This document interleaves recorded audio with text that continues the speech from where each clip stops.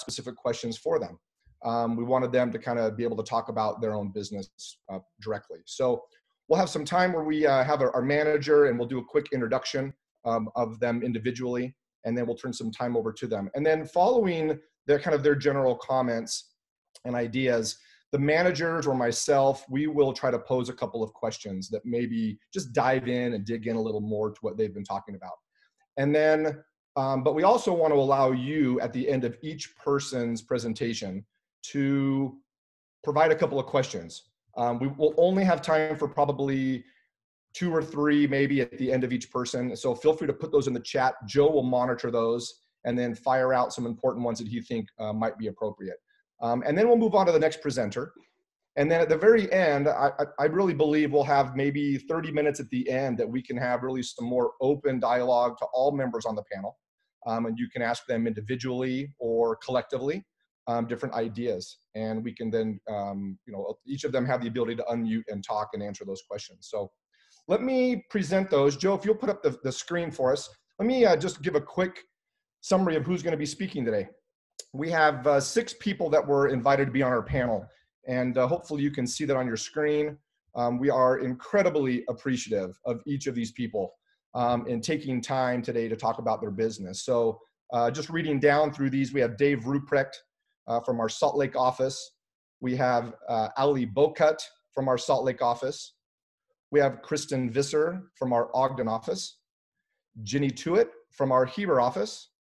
Dallin Quinn from our Heber office, and Tofu Olafipo from our North Salt Lake office. So I know you guys didn't log on today to listen to me ramble and bamble, so we're going to turn some time over to them and get started. I want to start though with just go ahead and leave that screen up there, Joe. Tofu couldn't make it today, so Sharon, do you want to take just a minute and talk about Tofu? I mean, I know that she came highly recommended from you to be on this panel today. And unfortunately, she couldn't make it. But take a minute and let's talk about her for just a second. Okay, great. Thanks, Lance. I recommended her because from the very beginning, she was just such a great go-getter. And I'll just tell you a little bit. She really sends her regrets not being able to be here today. But just this month, she listed 3 properties, and 3 properties went right under contract. So she is super duper busy and wasn't able to make it because of those commitments. But from the very first day, I knew she would be successful. She just was so excited. She tapped into her sphere of influence in a big time way. And I'll share with you that what she shared with me, she did a lot of that through social media. And she has a great extended family. She tapped into that just with a vengeance. And it really has paid off for her. So again, she sends her apologies, but I want you to know that she'll continue to be successful. She works really hard. She is also a mother of 6 children. So she handles 6 children and does a ton of real estate. So she monitors her time. She makes sure she's always prospecting. That is the name of the game for her. Lance, back to you. Fantastic. Thank you. And we'll try to circle back and allow an opportunity for her at another time to maybe cover some of these topics. I know we want to hear from her. Let's move on and let's get things started with Dave Ruprecht today. So I'm going to turn some time over to Kevin Cameron. He'll do a quick introduction and I'll read a bio, and then we'll give some time for Dave. Kevin? Yeah, thanks. So is Dave the tall guy that works for us? Yeah, he's there. Oh yeah, I remember who he is. No, Dave joined us it'll be 2 years, I think, on April 30th. And Dave comes with a big sales background, but not in real estate. But he got really fortunate because he married into one of the old real estate dynasty families. Somebody that his mother-in-law, somebody that I really admired when I first got into real estate, working for Gumpaneras Real Estate back in the day.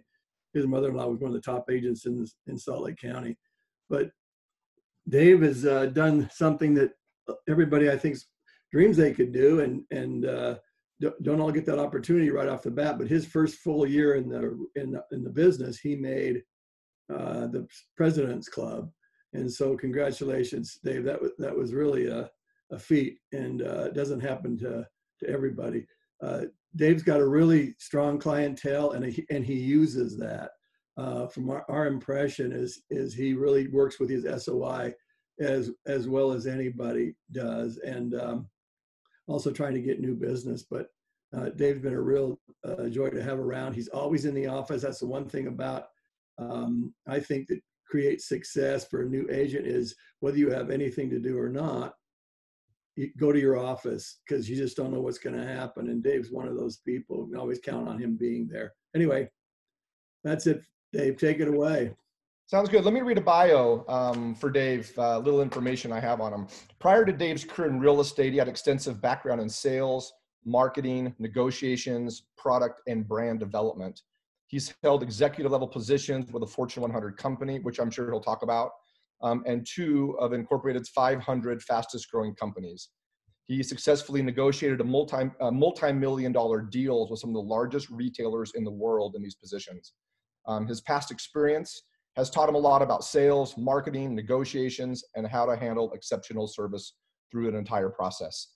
He believes that qualities along with enthusiasm and integrity are vital for enduring success, and he prides himself on achieving the best results possible for his clients whenever they're buying, selling, or investing. You'll notice on the screen, he in the fall of last year, he closed a transaction at $4.1 million, and he has a list of different marketing things that I'm sure is going to cover today. One of his mottos that he sent over to me at the very last in the fine print says, "You can't save yourself to profit. Real estate is an expensive sport." And I think that's a great reminder of what we're involved in and how to do this. But let's turn some time over to Dave, and Dave, take it away.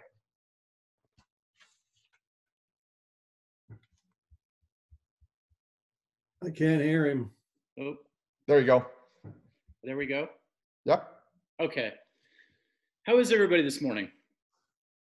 I guess you can't hear that. So, I have been, as Kevin mentioned and Lance mentioned, I have had an extensive sales background, working for a variety of different companies in consumer products, as well as the craft and stationery industries.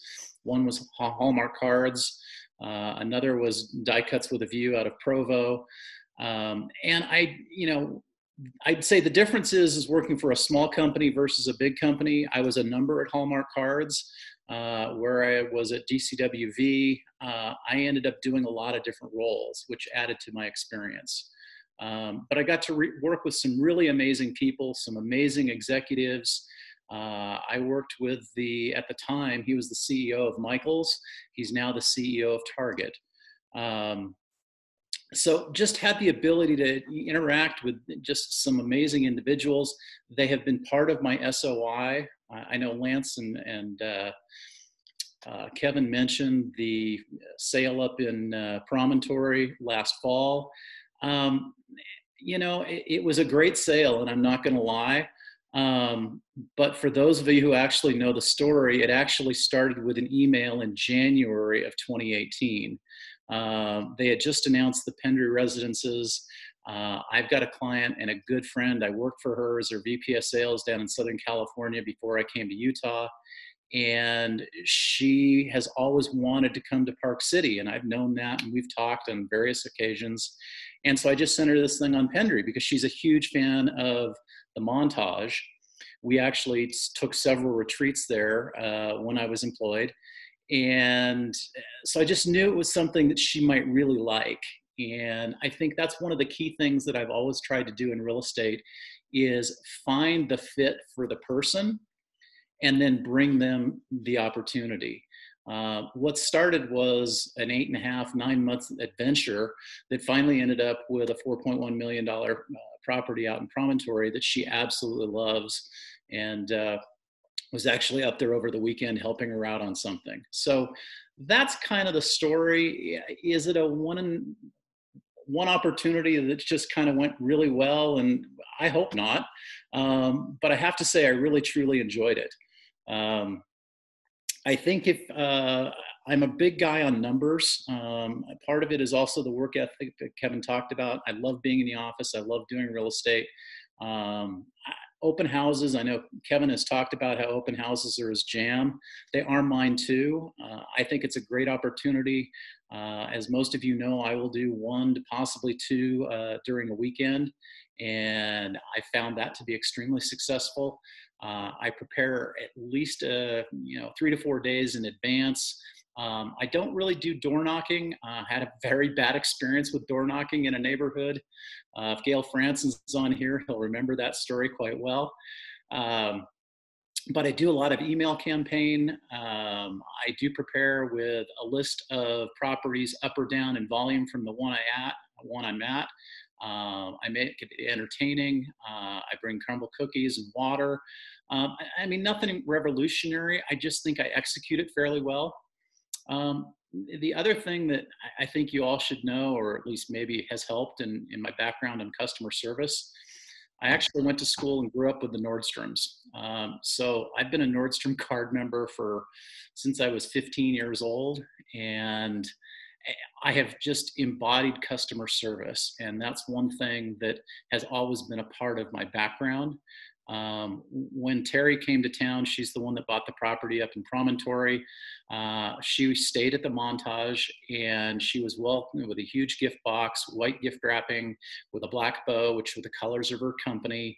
And inside was a complete market tour for all the properties we were going to tour, a little Salt Lake magazine, a little Park City publication, anything to help her get to know the area. And I thought that was highly beneficial. And then we met the next morning at 9 o'clock and went from there. So a lot of preparation goes into it, things that I know you all do. Trying to think of anything else that I do here. I am very aware of my numbers. I keep track of them. Obviously, the number of closings I had last year was 10. My goal this year is 15. My lowest was 187,000. My highest was the 4.1. For sellers, my percent to list price is 98.2. For buyers that I represent, it's 95.6. And my days on market for sellers is just under 16 at 15.8. And my key rule in that is always try to beat last year. And as long as you're focusing on that, you can kind of get that done. I think that's, the other one is I track ROI on some of my activities. I did a postcard mailing to my farm here in the cottages on 78th, and that has resulted in 2 transactions. So I spent a total of $300, and that led to over $1,100 in commission.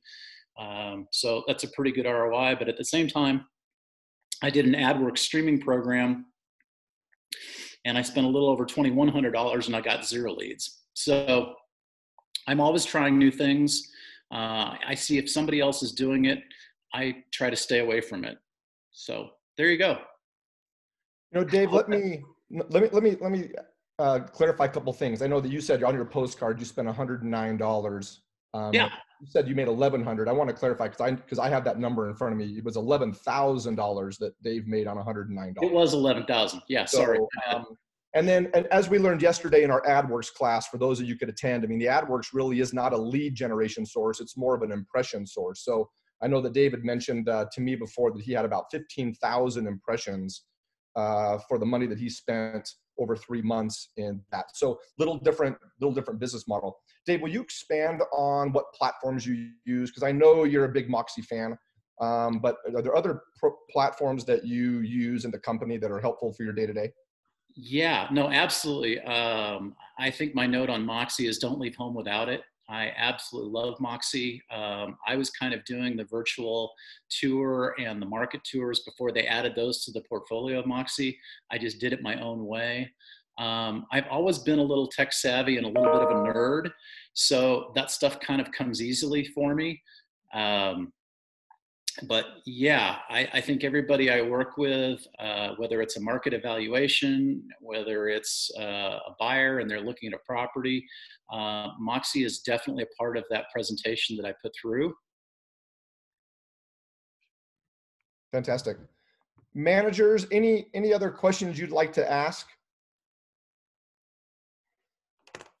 Dave did a great job in a nice window of what he does. And I got to tell you, in our other candidate who's there, Allie, the one thing about these two, what they've done is they've made this their full-time job.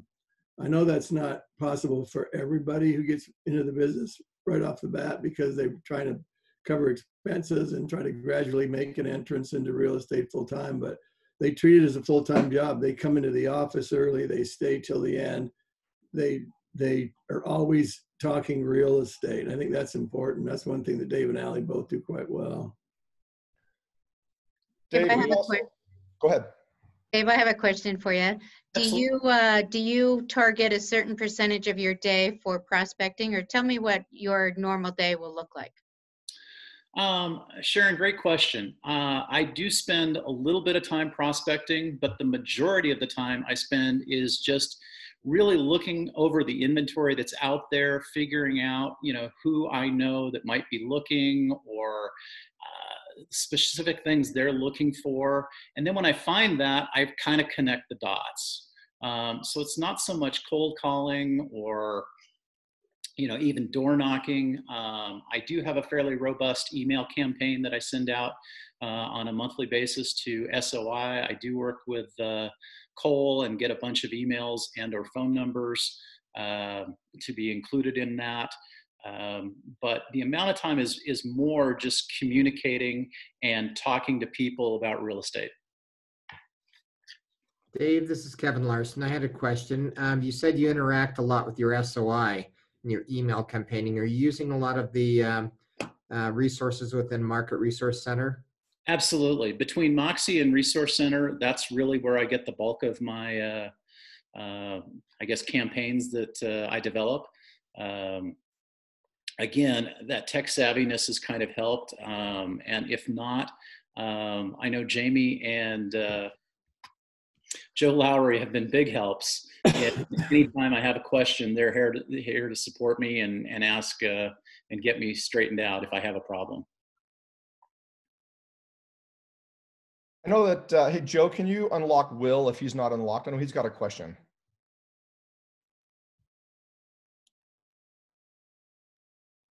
You bet. I thought we had Will unlocked. We try to My keep gosh, could you imagine one person that would frustrate more than Will Cooper not being able to talk to a group of 102 people? There's got to be this. I think, Will, you're experiencing a little bit of what hell might be like for you. So now we will turn the time over to our dear Mr. Cooper. Hi, everyone. I'm not sure if you guys could see that, only if you were on my panel, but my head was exploding. So here's my thought. Okay, I think we come, good job, Dave. We come to things like this looking for new ideas. And the new idea is to implement old ideas. That is the idea. We're not short on ideas. We're short on execution of ideas. And that's what Dave has done so well. Frankly, anyone who's successful in this business knows that it's the execution and application of the things we know and that discipline over a consistent period of time to get us the results we want. There are no silver bullets. There is no secret ingredient. If there is one, it's the execution of old ideas. That's it. Yeah, Will, well said. Dave, one last question. There was a comment made, you talked about your postcards. What postcards are you using? What do they look like? Are you sending those to a specific farm area you live in? Or are they tailored more to an SOI? How do you decide where you send those? No, great question. I've done a couple. Usually it's my farm here in Sandy at the cottages on 78th. It's a Brad Reynolds community. Some of you may know it. And that just goes out to the 117 homeowners here. And that has led to 2 listings. So it's been, fairly robust. The other, I did a postcard mailing, and these are through Express Docs, actually. So let me kind of put that out there. And I use their, mail feature where you just, pick a little zip code and tailor it down to a specific neighborhood. I also did one up in Promontory after the sale of the Promontory property, and, didn't get any response on it, but it was $200. So I figure it was money well spent. David, is there a percentage of your commission that you bring in or on a monthly basis that you spend towards marketing? I mean, how do you decide where to spend money, from AdWorks to postcards to different areas of your marketing? Yeah, no, absolutely. So it's somewhere between 5 to 8%. When I look at a property to list, I just kind of put that in my head if that's going to be my marketing budget, and then try to stick to it. Obviously, some properties take a little more and take longer. I've currently got a $2.2 million listing in Murray. We've taken off market right now just because of the market. But we're hoping, I've got a pretty good campaign coming up in Salt Lake Magazine and Utah Homes. That'll be a full page ad. So, you know, I'm working on things like that just to be a little different. So I just realized it goes back to, you know, you can't save yourself to a profit. And we're hoping to get that on the market here shortly. Dave, a question. Emily Cutt just asked a question. What did you focus on your first 6 months? She'd like all of the participants today to kind of deal on that. I think that's a good question. No, great question. My first 6 months was, and it's funny, Kevin, you talked about the real estate family and the dynasty that I married into. That had really nothing to do with it. I know. I just had to make mention. No, it was, and it's fun because, you know, my mother-in-law is absolutely amazing. And so, you know, I can tell a funny story. As I was going through training, she was calling me to get answers to keep her license updated. So we've had some fun with it, but really it's all about my SOI. If you looked at my contact list, I've got over 1,800 names of people that I've come in contact with at various businesses around the globe.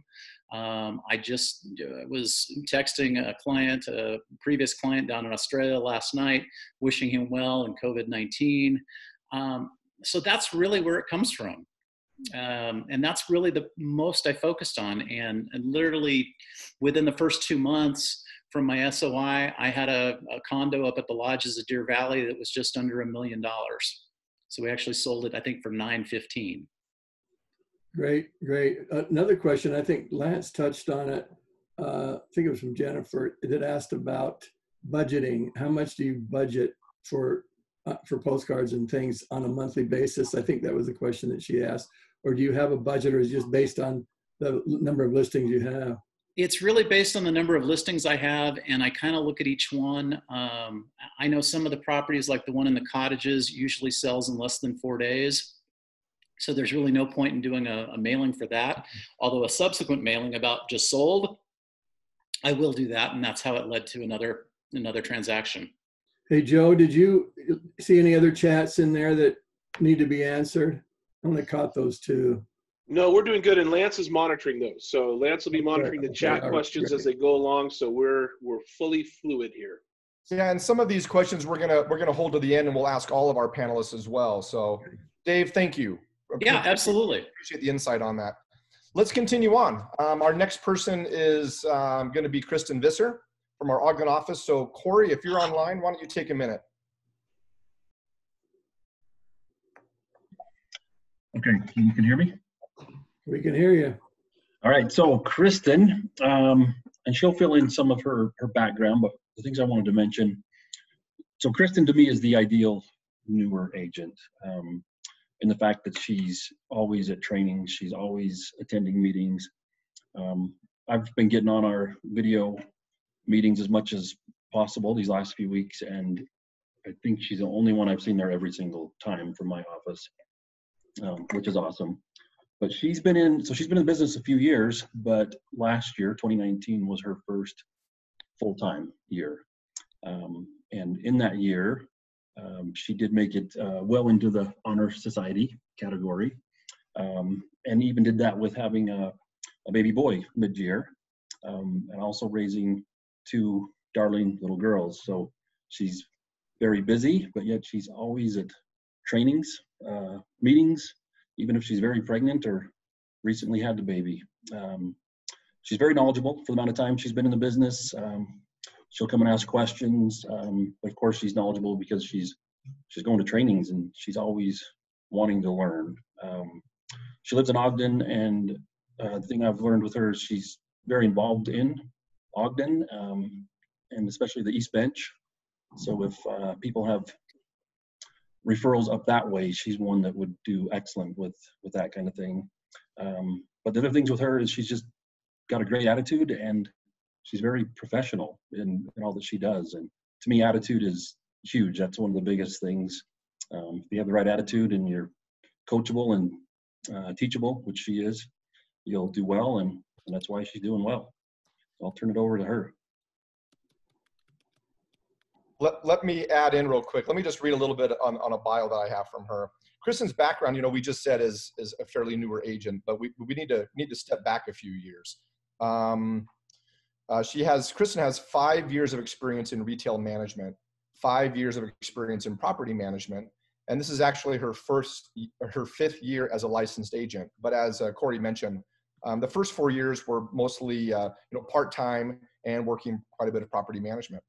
She's bought and sold and managed her own rentals in addition to managing large-scale apartment complexes for syndicated investors.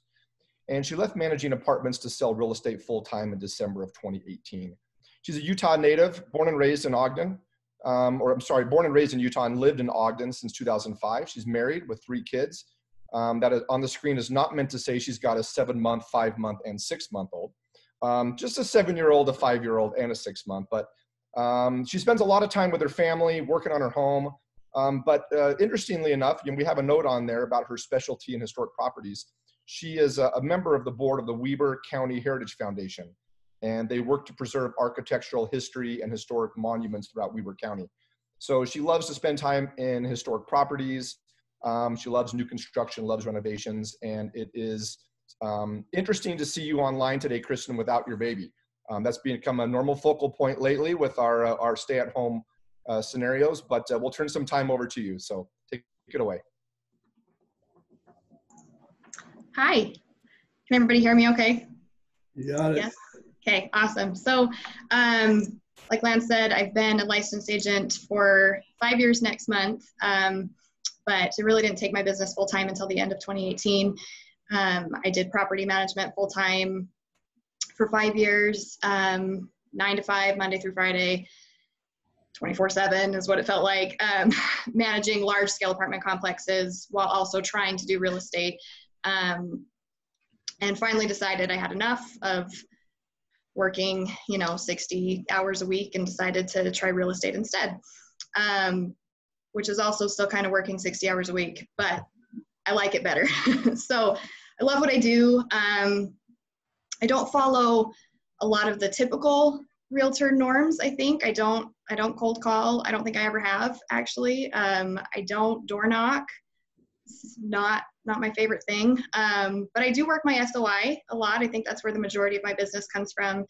My SOI referrals and social media networking. So there's a lot of different ways I do that. I love marketing resource. I use it constantly. So I have my entire SOI set up, and I'm sending out, I try to send something to my SOI twice a month through marketing resource. And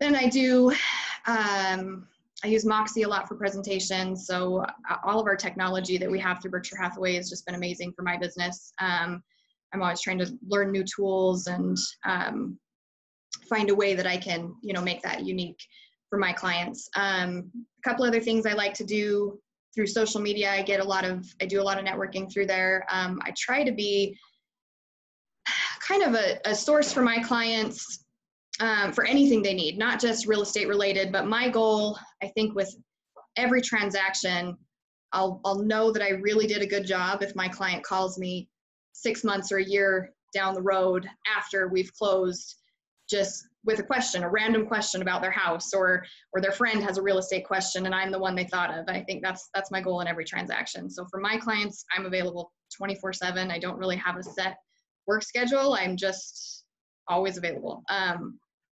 But that's how I work. That's how I like to work. I try to be available kind of everywhere online. So I've got a Google business account. I've got a Zillow account. I don't pay for leads, but I'm on there, And then I've started a couple of groups on Facebook. So I do a lot of work on Facebook. I'm always on social media, which I hate, but for me, it's essential for my business. So I have a group specifically for the area that I'm farming or that I want to farm, which is the East Bench of Ogden. It's all historic homes, pretty popular neighborhoods up here. And I have a specific Facebook group for that where I post listings, anything that's new to the market, open houses. Yes, technically I'm advertising for other agents, but it's gotten me quite a few leads. I've done it for almost a year now. I have had three leads off of that. So for me, it's more than paid for itself. And again, it's work that I like to do. So and it's not costing me anything. So that's great. Another group that I started on Facebook earlier this year was a book club, actually. And it's been all of business related books. So for me, I'm learning, but I'm also networking with other businesses.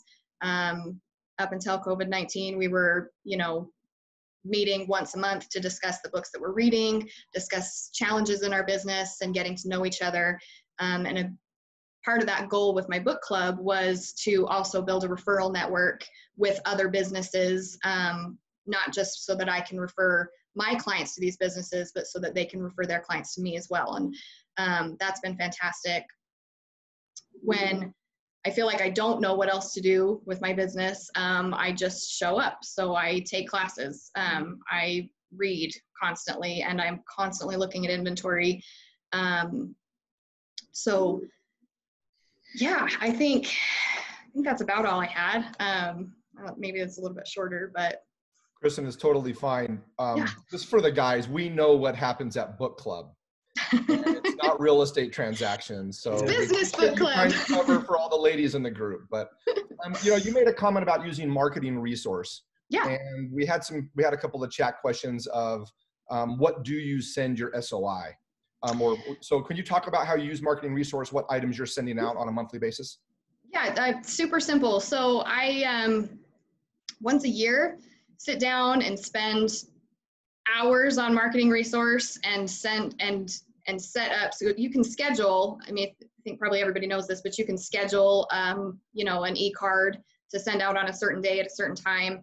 And so Kristen, I sit down. Not everybody knows that, or they do it. So talk about it. Okay, so if you don't know that, you can do that, and you can do it a whole year in advance. So I sat down. I do it in the fall, maybe when my business has slowed down a little bit.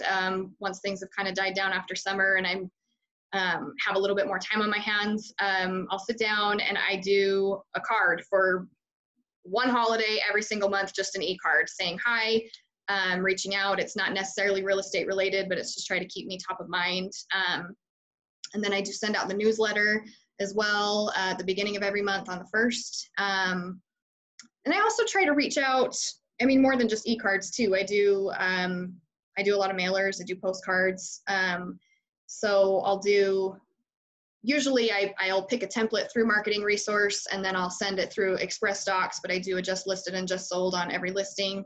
And then I also try to every other month or so send out more of a customized card that's just promoting me as an agent and not just a listing out to my farm area. Kristen, I got to say, being a young mother and doing what you do, it's pretty amazing. I mean, I can imagine your career when your kids are older, where you're going to be. So kudos to you, because that's just, especially now with them two of them not in school. I imagine you had two of them in school. It's all home. So congratulations to that. But thank you. What can you say out to these young women that are starting families or have young families? How do you stay focused on real estate? Well, I take my kids everywhere with me. So I'm sorry to everybody in the office that is, probably tired of my children, but they go everywhere with me. I don't take them to appointments with clients. I do separate them from clients, but if I'm going to the office, if I'm going to, a meeting and I know I can keep them quiet and it's not too long, they're just with me all the time, and they're used to mommy working, and it's what works for our family. It's doable. It's definitely doable. Good for you. Other managers, any other questions you want to pose to Kristen right now? I just want to say kudos to Kristen. It sounds like you're doing everything right, everything I think you should be doing. So congratulations. Thanks. Yeah, do you want to answer that question right now? What did you do the first 6 months? So I know that you were in property management, but it's quite a bit different from selling real estate. So what did you focus on the first 6 months? Your SOI. Yeah. I think it's important to just get in front of people and make sure they know that you're an agent. As simple as that. Just make sure they know you're an agent, and eventually they'll, you know, start looking to you. Even if they're not looking now, they'll come to you eventually. So I think it's important to just be in front of people, stay top of mind, and as silly as that sounds, make sure they know you're an agent. It's not silly because we have secret agents in the real estate business. But yep, don't be a secret agent. It's not good for you. Yeah, you know, so SOI is key here. I don't know if you've listened to both Dave and to Kristen, but SOI is so important to your business. And I know that there are people in the real estate business that haven't even, you know, vetted their SOI yet or created it in a nice format that you can do what Kristen does. I mean, how great it is to sit down and get your whole year laid out and send out cards. I'm glad you do that, and I'm glad you brought it up. So thanks, Kristen. Yeah.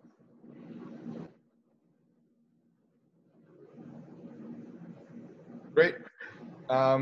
Kristen, thank you. Appreciate your time on this, and we'll have a couple more questions still at the end for you. Let's continue on. Next up, we have Ginny Tuite from our Heber office. And so we'll turn a little time over to Kevin Larsen in Park City. Thank you, guys. Ginny is, if you were to just kind of see a little bubble above her head, she is a social networker. This lady is fearless. She tackles complex transactions. She's not afraid to work on complex land deals, subdivisions. She is just fearless. I think that's what you would call her. And then she uses her lack of fear to establish herself with her social network within Midway where she lives. And she just is incredible what she's able to accomplish with the experience that she has.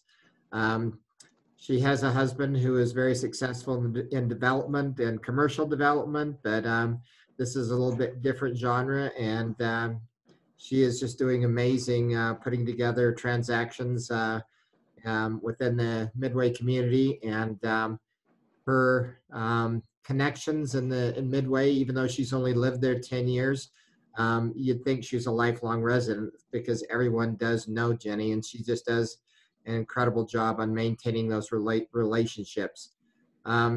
She's been involved in her community as well. She established lacrosse programs as a club sport for both boys and girls. So she's interacted with many, many people in those programs. Her daughter rides competitively in a rodeo in Wasatch High, and Ginny's constantly taking her to practices, and maintaining a horse is like another child as well. And she stays very, very busy, but very, very positive, and always looking for opportunities to grow her business. So with that, Lance, do you want me to read over the bio, or do you want to do that? If you'd like to, go ahead. Okay. She relocated to Midway before the 2002 Olympics and fell in love with the great access to trails, beautiful pastures, and the Kohler cows. Shortly after the Olympics, she and her husband invested in a large piece of land in North Fields, and after visiting the property and horses, they knew they had to make Midway their home. She and her family have been in Midway for over 10 years. She enjoys the access to trails, lakes, skiing, and horseback riding, but what she enjoys the most is a small rural community and the neighbors she now calls friends. Ginny is very active in the community and established, as I mentioned, lacrosse teams for boys and girls. She continued to manage these teams through the fall of 2017 and is currently working with parents from both teams as it transitions to a school-sponsored sport. She also is involved in charitable service through her religion, and very active in community organizations in Wasatch County. Jenny's married with 2 children. Her oldest son is currently serving an LDS mission in Brazil. Her daughter, as I mentioned, is at Wasatch High School, participates with the rodeo team, and enjoys participating in Future Farmers of America. So, Jenny, it's great to have you on, and love to hear from you and how you organize your business.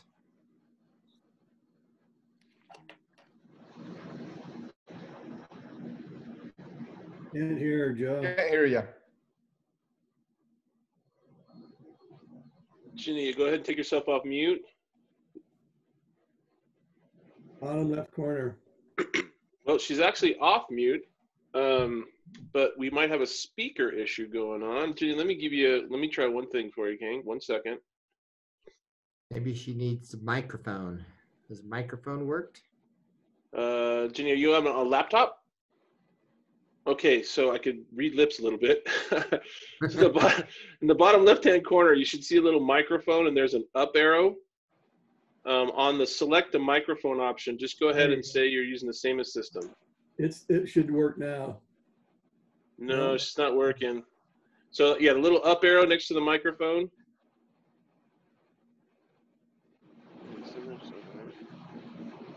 That's okay. And then go ahead, let's see if you can use either the built-in microphone or any of those options on the very top there.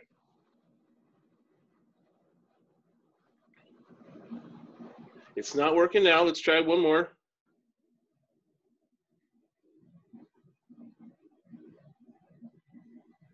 We got tech support. We got remote tech support in the house. Right.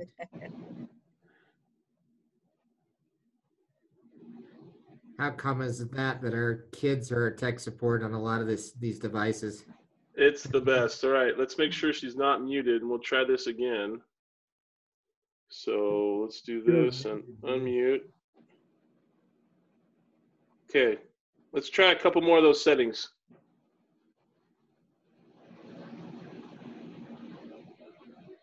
And worst case, what we can do, yeah, let's go ahead and hit that up arrow next to the microphone and just choose any one of those other ones that you have on there, like built-in microphone or something like that.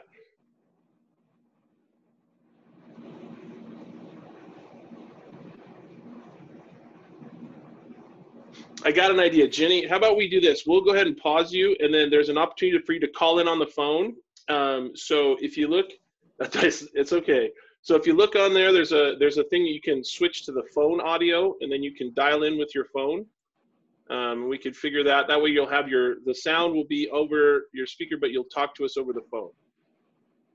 And I'm with you. Let's move on, and we'll Ginny, we'll come back to you, okay? And that'll give you some time to work out this, and feel free to speak even in the middle of our call, and we'll. Yeah, so you just let us know, or worst case, you can use the dial-in audio to talk, and then we can still see you and your beautiful family. So Jamie, you might have to send something to Ginny for her dial-in. So for the audio, let's move on though. Let's skip to Allison Bowcutt, and Kevin, let's turn some time back over to you. We'll put Allie up on the screen, and Kevin Cameron, take it away. There's Allie. Wow, Allie she's just a shining star in our office, and she's always there, and everybody in the office just really, really loves Allie and admires her. I mean, Allie's got a great future in real estate. She started obviously later in her career life. She was from Montana. She was a baker, and so Allie was not born and raised in Utah. So she has a little bit more challenges coming down here with instant SOI if you lived here your whole life. And I understand that because I moved here when I was in my late 20s, so I didn't know a lot of people, but Allie's certainly done a good job. She's had some great moments, and she's had some frustrating moments where close friends who you assume will be there for you and work with you, and then don't, and it's hard. It's hard on us when that happens, but it happens to all of us. But Allie's always stayed strong and works hard and been very, very consistent with her real estate business. So Allie, take it away.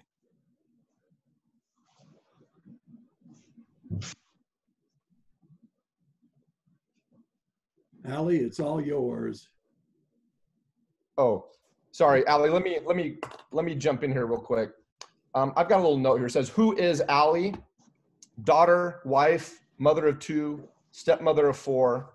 Sometimes she says she feels like she's a jack of all trades and master of none, but that's not actually true. She's mastered many things from city beautification projects, trail systems. She's constructed ballet tutus, as well as making croissants. And she touts that she makes them more than just eating them.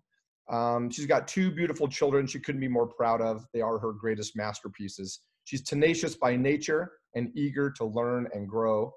She started working for her father's real estate company when she was 16 years old. And though she followed her passion for food and in owning her own bakery, it never quenched her desire to be a real estate agent. So I have to add, being in an office with Kevin and Allie, I mean, she really is, that smile is her smile every day, just never has a bad day.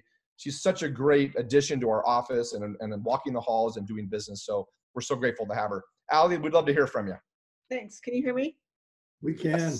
Okay, great.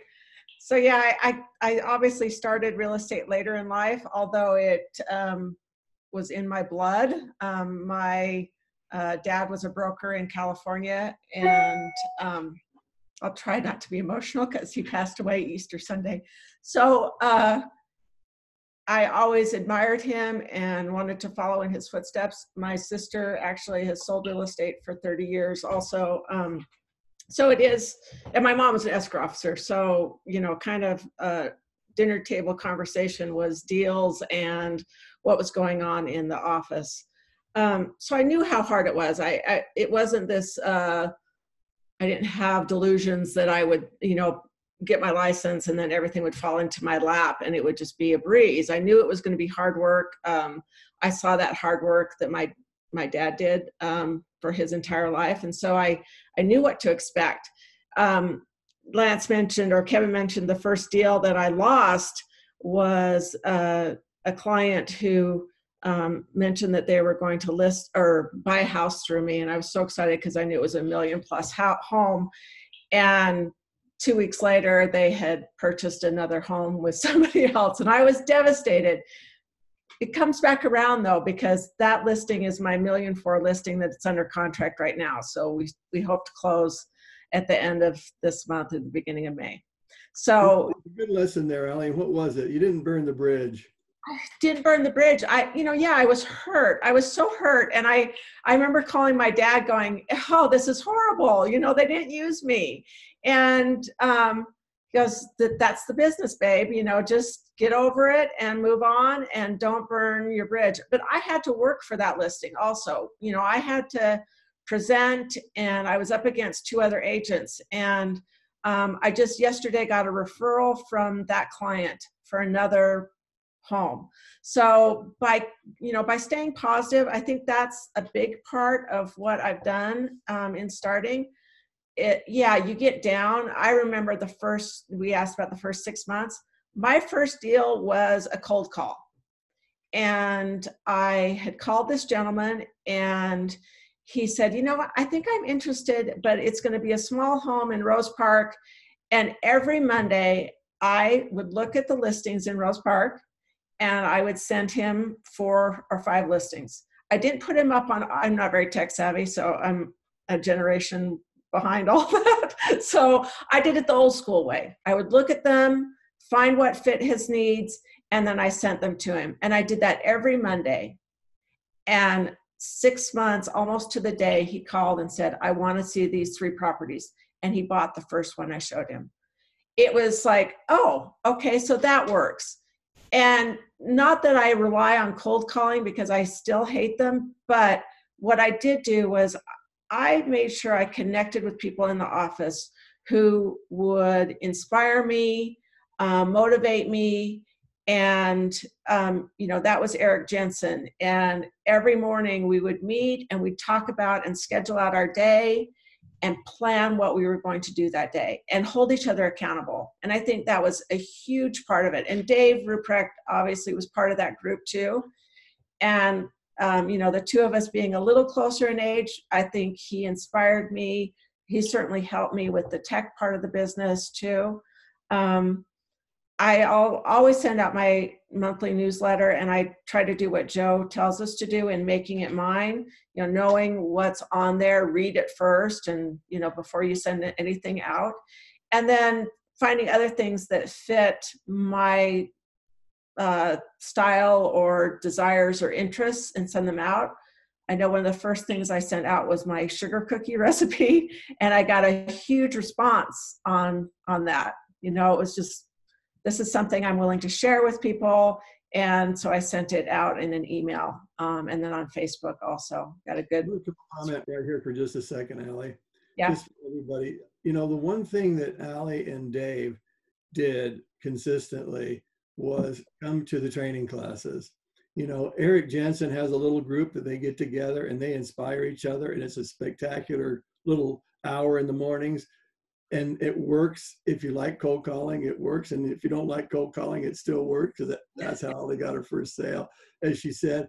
But we have our training class on Monday and Thursday. Me and Craig Lelis, and then Will has his on Wednesdays. And literally, for the first couple of years for these two, they're always there. They were always there. I think Allie had heard my stories so many times. He could tell those stories and the crazy issues we've had with certain contracts and things. But my point is they were there to see our successful new agents, and they came to the training classes. Isn't that shocking how that works out? Yeah, anyway. Hey, Kevin, there's something wrong with your microphone there, buddy. Let me jump in. Allie, question for you. I don't want to sidetrack you on anything you want to talk about with your business, but you're on a team. Yes. You weren't on a team originally, but you're on a team. Will you talk about that environment? And unfortunately, it's going to be weighted because I know that your team leader's on this Zoom call. But you guys have social distancing, so you can be as honest as you want, and he can't do anything, and we have him muted the whole time. But talk about that, because what's been the difference for you between being an individual on your own and now being on a team? I really feel the need for a team. I feel like there's a team in being part of Berkshire Hathaway, yes. But being a member of another team within the corporation, it really has helped me stay motivated and stay disciplined. I'm a come to the office person.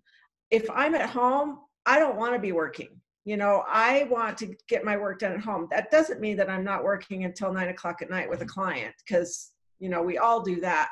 But when I get home, I want to turn off my phone for the most part and be present for my stepson and my husband. So I really do try to separate the two. And so I'm a go to the office, schedule out my day, and Eric and Ben have really helped to motivate me and keep me on track. But more than that too is within our team, Laura and I do all our open houses together now. And that has made a huge difference in the context that we've generated. By doing the open houses together, first of all, as a woman, I feel like we're much safer to do them that way. And it puts me more at ease and Laura more at ease. And so we really can connect with people a lot easier than just, go ahead and walk around the house and I'm a little nervous of you, or whatever. Those feelings, I think, come across. Whereas if there's another person that really, really well, that's with you, whether it's a loan officer or another agent, we have been able to connect with people much better that way. And I would encourage other, especially female agents, to work that way. So we've made connections that way. Another thing that we're doing, we've sent out over 1,200 letters, and not just a generic letter or a postcard, but we specifically look up who's on title, who owns this home, and sent them a letter. We do have a client that wants to buy in a specific area, and we weren't finding the home for her. We've shown her 50 homes already, and we can't find the right home. We're showing her another one today. But we've been doing that, and we've gotten a lot of really good response. And we'll probably have a listing hopefully next month, he's trying to get the home cleaned up, and another, so two, possibly 3 listings from our letter writing campaign. So that's working well for us. Another thing that I love to do is, you never stop learning. And I'm continuing to take classes. I've taken the SRES class for seniors. I am a senior almost, or I guess I qualify as one. I am a senior, so I feel like I can have sympathy and empathy for people in those situations where you may need to be downsizing or upsizing. So, Laura and I call it right sizing for your age. So we're sort of targeting that market also. So those are some of the things that we're doing as far as marketing our business. Allie, where do you spend most of your time each day prospecting? I mean, what would be, I think, your number one emphasis on time for that? Right now, it's the letter writing campaign, because I think we're seeing a really good return on that investment. I did buy leads for a while, and I would discourage agents from doing that. I felt like it was just a total waste of, a lot of money. They were, kind of junk, I thought, but everybody has to find their niche too. Another thing, Kevin mentioned that I didn't have an SOI in the Salt Lake Valley. I went to college here, but then I moved to St. George for 10 years. While I was here, I did work at Nordstrom, so I have that sort of sales background too. But I didn't have that here, but I did reach out. It was funny. I reached out to old boyfriends, old guys I dated, that we've stayed in touch on Facebook. And I said, this is what I'm doing now. I've moved back to Salt Lake. I've asked, do you know anybody? And I've sold one last year from a college boyfriend, and now we're going to be listing. His mom just passed away, so we have that in common. And I'm going to be listing their family home on Pin Oak in the Cove. So, if you're young and you're dating, break up well, is what my advice there. So, never burn a bridge, because you don't know, when you may need to reach out and say, hey, do you know of anybody that's interested in doing a real estate deal? So, Ali, let me ask one more question, and there's a chat question on this as well. In your letter, is there, what's the message? I mean, you're saying it's not a generic letter. Is there something specific that gets their attention? And most people open the mail and they throw it away the minute they see it. So what makes the difference with you guys? One of the things, and one of the people that reached back out to us, we hand address the envelope. It's not a stamped envelope. Our letterhead is on the top of the envelope, but we hand address it. And then we address the letter to them specifically. So, it takes more time to do it that way. But one of the gentlemen that reached back out to us said, I get postcards all the time. And if it's really intriguing, I'll set it aside and think, well, maybe I'll use that agent. Because you addressed the letter to me specifically, to my name, it made a difference to him. And I think that's making a difference to a lot of people. We're not lying in our letter. We do have a client that wants to live in the Cove. And I never will lie to anybody. We still haven't found her a home. So we're still sending that letter out. And then we're getting response. It's funny though, we've seen listings come up on homes that we've sent letters to, and they haven't used us, which is fine. They're staying loyal to the agent. But I think maybe the letter kind of made them think, oh, maybe it is a good time to list a home. So it's working on somebody else's behalf too, but that's okay, because we are seeing a return on that investment. Fantastic. Allie, thank you. And let me just add, I mean, we love you. Thank you. So sorry for your father's passing. I mean, I know this has been a battle, but our thoughts and prayers are with you. Thank you. And it's so great to be part of this Berkshire Hathaway family. I came home yesterday and there was or day before yesterday, there's a beautiful bouquet from Berkshire Hathaway. And I just want to thank you all so much. It's been, I feel like I'm swimming in mud, but it's been heartwarming to have everybody reach out. I really appreciate it. Well, on a lighter side, be careful with all those boyfriends. Yeah, no, So no. I keep it very professional. No, no, I understand. Thank you. thanks. Joe, do we know, Ginny, do we have you back on audio? I think I'm working. Yay, there she is. Well, Thank we you, gave the everyone intro, so let's just skip right to you and we'll keep things moving. Okay. Well, thank you for inviting me, first of all, here today, because it's a huge honor to be with this group of other agents, really. So I really appreciate the honor. So just a little bit, I mean, I really have a broad base of background that I think's led to my success, which, and I came from the apartment industry as well. That I think's been helpful. I've been working since I was 11 years old. I was talking about this with my daughter today, what I was going to say to you that I thought was helpful. But I think one of the things that's been a key is that I like to work.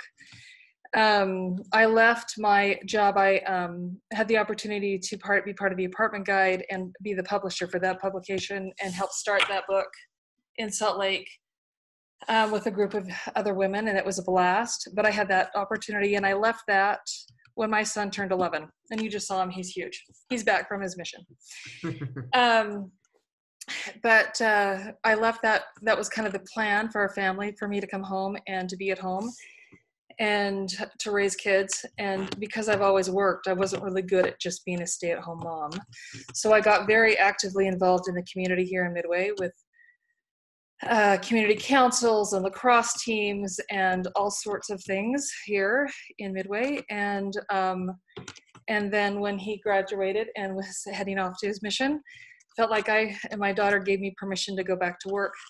Wanted to do something that involved real estate because I really liked to miss the apartment industry, but wasn't ready quite to, I didn't get quite permission to go back to Salt Lake and work. I needed to do something at home. And so Jen Kelly, who's a very good friend and works for Berkshire Hathaway, and was someone who I worked with closely, said you should come and do real estate with me. And one of the things that I've really liked about Berkshire Hathaway is the team, the group of people that you work with. There's some great people at Berkshire Hathaway. Chuck Zurcher, or Chuck's been a fantastic broker. I mean, I've got lots of great brokers to work with. Kevin Larsen, Chuck. I think that's one of the things that I missed about where I was before. And I think that's also been part of my success, is having great people to look up to and to work with, and as resources. And I think that's why maybe I get myself or jump into things. But one of the things that Chuck said when I first interviewed with him was, and I've kind of always had it as a goal, is to always keep 1 or 2 listings. And so as I jumped into real estate, that's one of the things I've always worked at, is keeping 1 or 2 listings. And then I've worked with I brought with me, I guess, my own group of networking people that I do just network with naturally. And then I've always done open houses with those listings, and then worked with those people. And then I guess one of the other things that I've done is when I ran my sales team at the Apartment Guide, I really feel like it's really important to really understand and know your market. And so because one of my big goal was to build a business here in Midway so I could be here with my family, I really wanted to understand and know the Midway market and the Heber market. And so that's probably the first thing I really delved in, is really understanding real estate in Midway and really understanding it here in Heber and really understanding the market, and then trying to compile that with how I could help the people that I knew. And that's really how I just started building my business, was taking the market that I knew and probably the principles from sales that I had and the apartment industry. And then they've discussed earlier, matching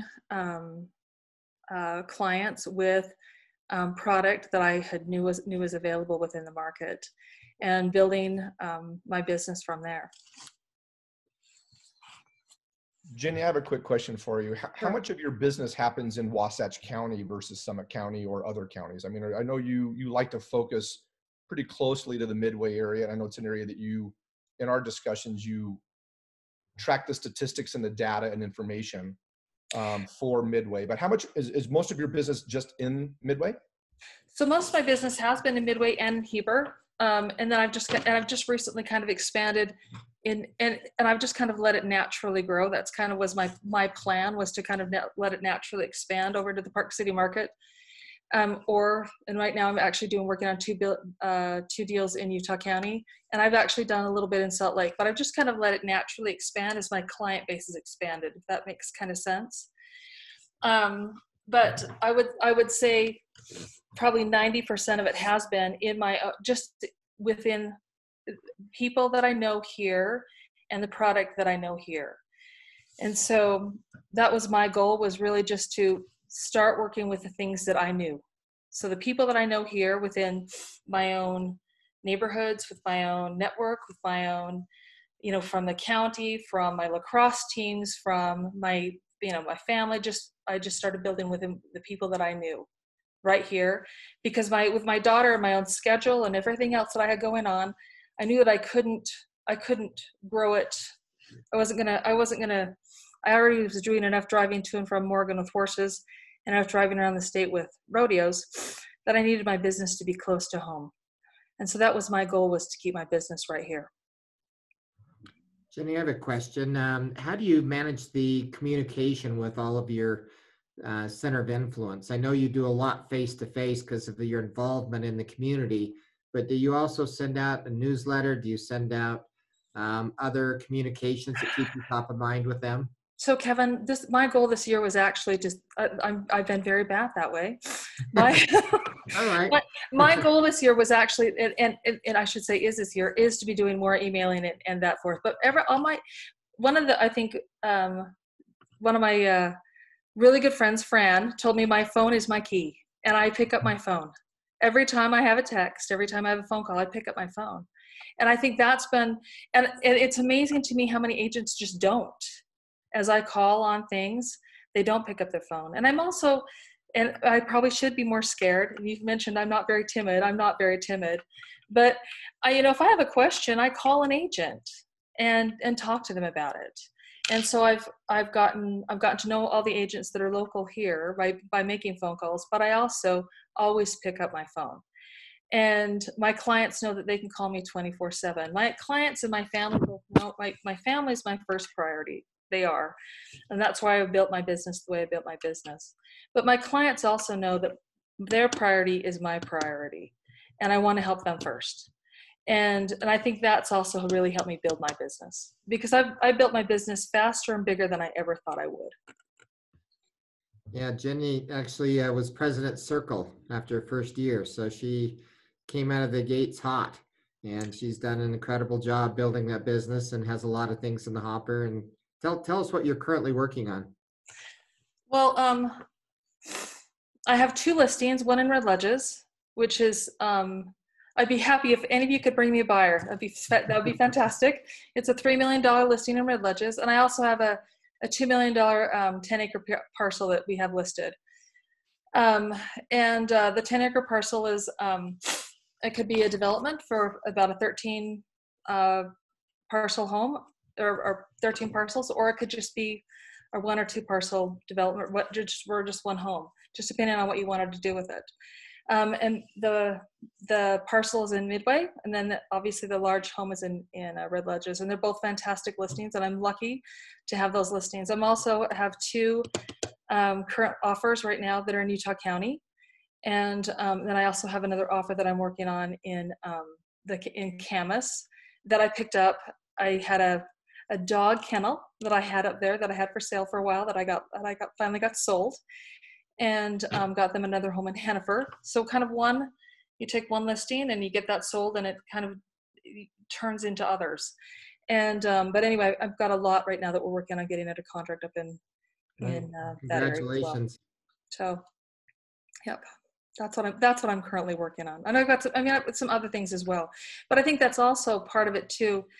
From my apartment background, I always kept a good prospect list, and I'm always really good at following back up with my clients and making sure that I'm really good at digging and finding what they're looking for. And I think that's also really important to know what your clients and know what they're looking for and helping them finding that.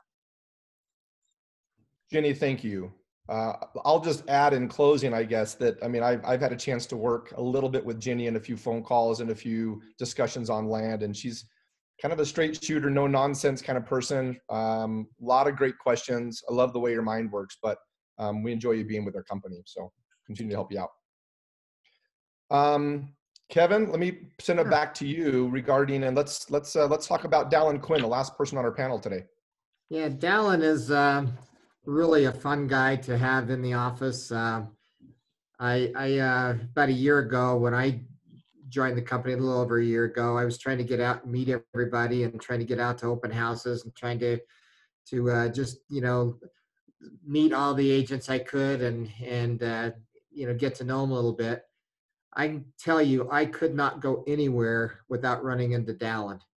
He was at open houses, he was at events, he was at trainings, he was at sales meetings, he was at classes.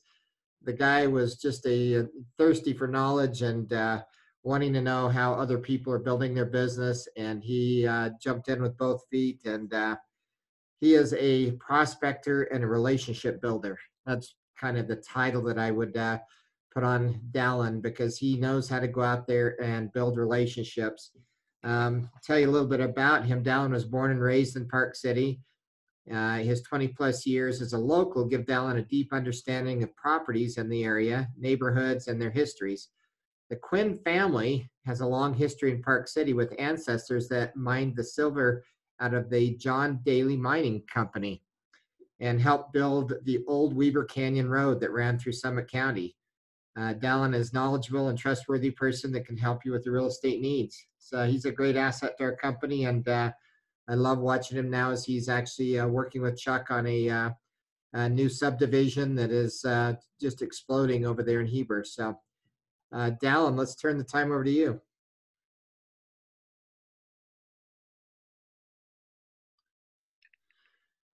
Are you unmuted? You guys hear me okay? Yeah, we can hear you. All right, awesome. Well, it's great to be on here with everybody. I've learned something from Dave and Kristen and Allie. Of course, Ginny, I get to see her a lot and always learning from her. And I've been taking a lot of notes, so I hope everybody's been taking notes. Good job. Just to give a little bit of background, I know the slide said that you know, I have a business degree. After I got that degree, I went and worked for a startup company for a couple of years doing sales and marketing for them. And there's some skills that definitely transferred over into real estate. After doing that for a few years, I wanted to come back to Utah. I loved where I grew up. I couldn't find anywhere better than Park City. That being said, I couldn't afford Park City, so I moved to Midway. So I live in Midway. I try to concentrate most of my prospecting in Park City, trying to build a long-term business there. Most of my SOI, though, is in Midway in the Heber Valley because that's where I live. So if you looked at my deals, I probably do half in Park City, half in Heber, Midway area, and then a couple every year in Salt Lake, just through SOI. You know what ends up happening down there too. The question of what I did my first 6 months, it was pretty challenging for me because I'm a young guy. I had moved out of the state for my first kind of career job. So I didn't have much of an SOI in Utah. Yes, I grew up in Park City, but everybody who knows Park City knows there's 1,200 realtors there, and nobody's really going to want to use a 25-year-old realtor for their deal who just started in the business. So I saw my challenges as I was young and I didn't have experience. So I went head on with those. And of course I can't change my age, but I figured I could learn as much as I could and become as professional as I could. And since I had a small SOI, one of my biggest concentrations was how do I build an SOI from the ground up? So I committed in the first year to doing 40 hours a week of floor time or open houses. And I didn't quite make 40 hours a week, but I averaged over 35 hours a week. So every day, you know, I'd wake up and go to an open house that usually wasn't my listing, it was somebody else's listing in the office. Berkshire Hathaway is an amazing family of people. I've been to the Salt Lake meetings and the Park City meetings, and was just amazed from day one at the community and the support group that I found at Berkshire Hathaway. Another thing that I did for the first year actually, which looking back on it is crazy, but I just kind of had an idea that, hey, when I'm at these open houses, I want to use my time wisely. I'm not going to watch any movies. I'm not going to get on Facebook. I'm not going to play any games. I am going to be researching the market. So for the first year, I did not ever open up Facebook, did not ever read the news. All I did in open houses was research markets. And it was pretty boring after 6 months. The first 6 months was really interesting, but I got to learn all the neighborhoods, the general price ranges. After I got familiar with that, I looked into how long does a house take to sell in each neighborhood. So I really just tried to build up my knowledge, because when somebody walked in the door, I wanted to be prepared and know the answer to any question that they could ask me. And I think that's helped me a lot to build, even more than knowledge, just a confidence. And people can feel that confidence when they walk in the door and they're talking to you, that you're not scared or just that you know what you're doing. What else do I have on here? I also attended a lot of CE classes, because in the first 6 months, you might not be doing a lot of business. And so in addition to prospecting, I went to all the CE classes, and, we renew our licenses every 2 years. So I just renewed mine a few months ago, and I was surprised when I logged on to Realms.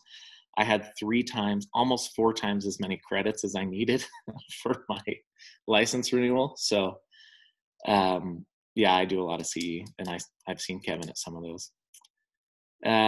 In addition to just going to CE, I would try to sit in the front row when I go. I take notes, obviously, I guess I'm a note taker.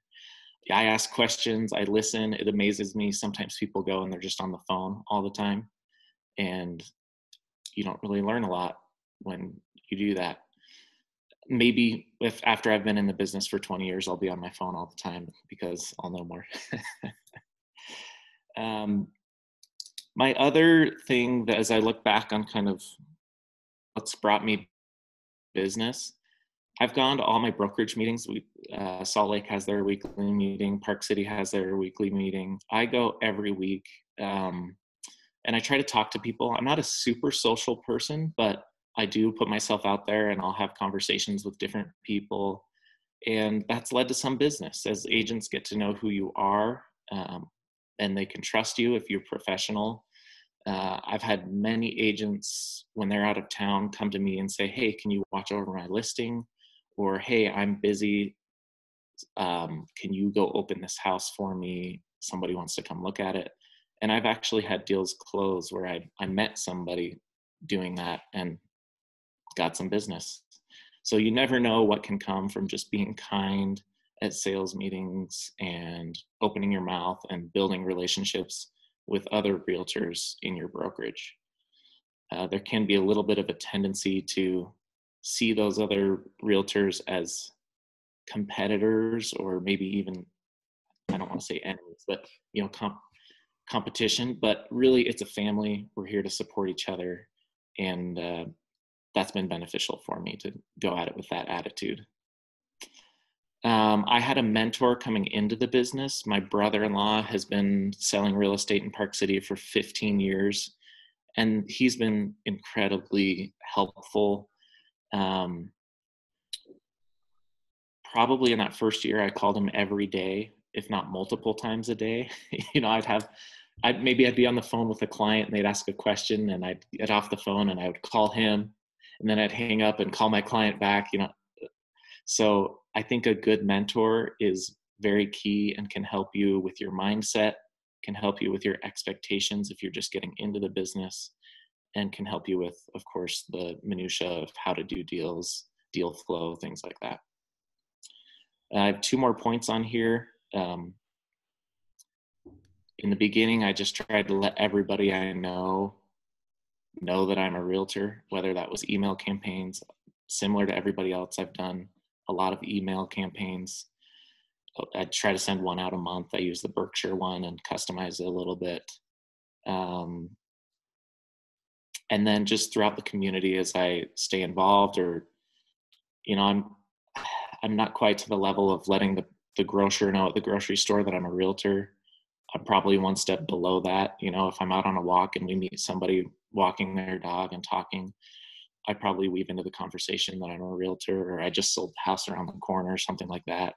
So I all the time I'm saying, yeah, I'm Dallin Quinn. I'm a realtor with Berkshire Hathaway. So I just try to work that in as I meet people, and that's led to deals.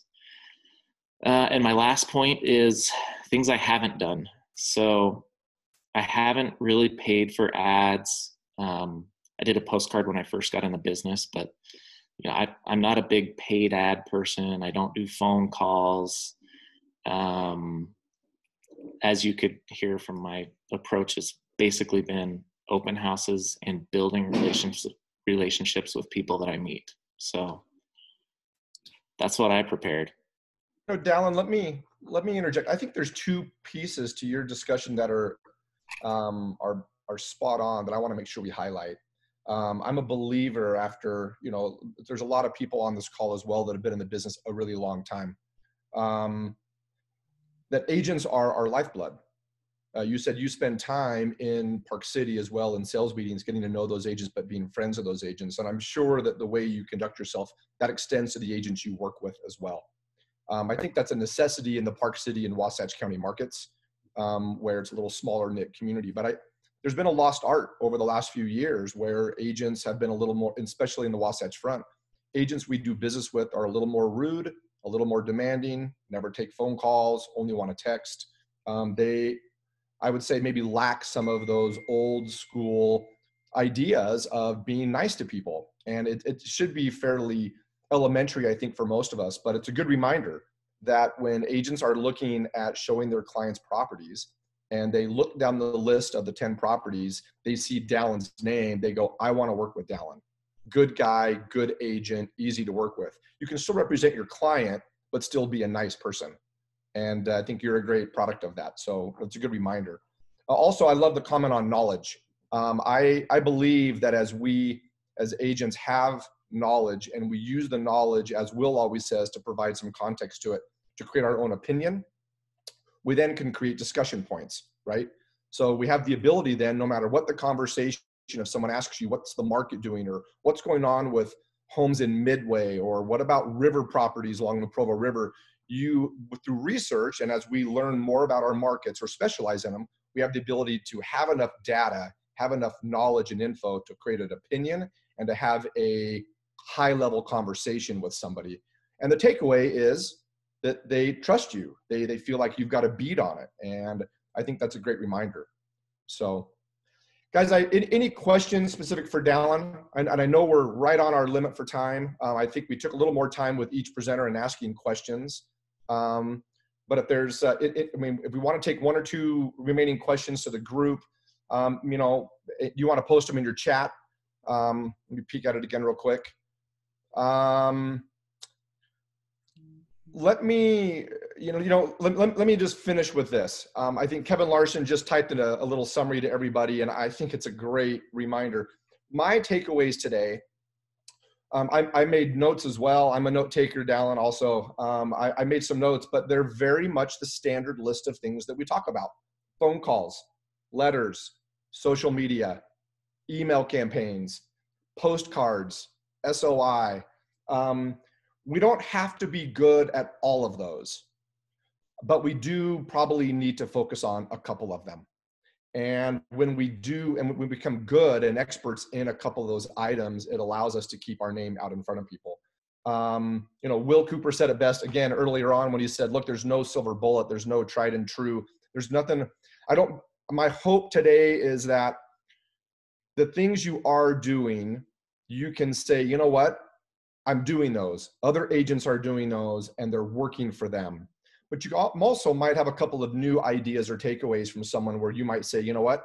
I'm going to try a couple of new principles. I'm going to get more engaged in my community events, or I'm going to pick the phone up and call my clients more. I can tell you personally, for me, the phone has always been the number one thing. If I don't do anything else, I can rely on a phone call and get people to answer, use the knowledge, create a conversation, and have really good opportunities there. But I would encourage you to find what works for you and do those things. Pick a couple of things. I agree as well. Kevin Larsen says here, show up. And most of the message from a lot of our agents today have been that they're in the office, they're at sales meetings, they rub shoulders with people. They're in the office making their calls, or a place away from home. That doesn't work for everybody. We get it, but maybe something to incorporate as well. So I don't see any additional chats unless I've missed some. But again, a special thank you to everybody for making time today. A special thank you to our panelists and all the different offices for your messages, words of wisdom. We want to do more panels like this and really dive into some of these details. This might be kind of our opening session to maybe talk a little more broadly about what's happening. Again, a more general outlook. And but we appreciate you making time today. And thanks to again, our presenters thanks as well. for being here. Thanks to all those agents that participated today. It was very, very good information for everyone. Agreed, guys. Thank you. Have a great day. Keep your chin up. We'll see you soon. Thanks, Lance.